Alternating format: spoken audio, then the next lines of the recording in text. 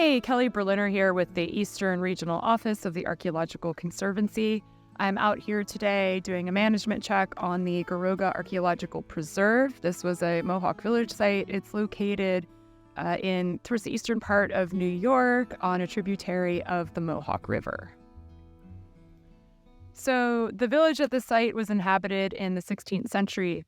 It was in the 18th century that archaeologists first started to explore the site, and work would happen kind of off and on. And it wasn't until the 1960s when the New York State Museum really came out here and did the most extensive excavations on the site.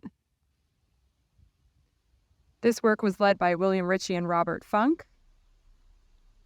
And during that work, they identified a minimum of 9 longhouses within the main village area, as well as the location of a double palisade that came across that narrow entrance to the village site. There are a lot of hearths and pit features that were explored at this time as well, as they're quite dense at this village. So something I find really fascinating about Mohawk village sites from this time period is that the people who are living here, these communities, they're really selecting these sites specifically for certain features. So it's like they're using a blueprint.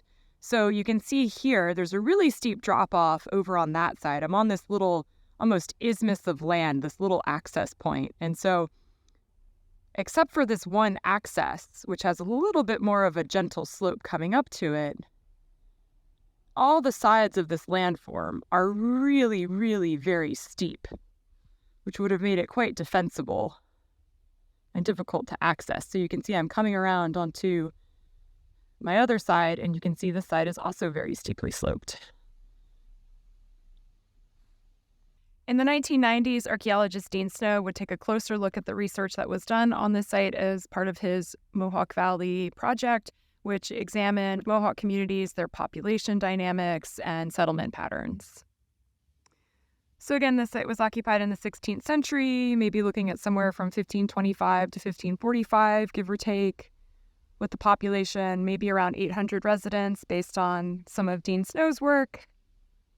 And that's looking at the number of longhouses and the size to estimate number of families and family members in each one.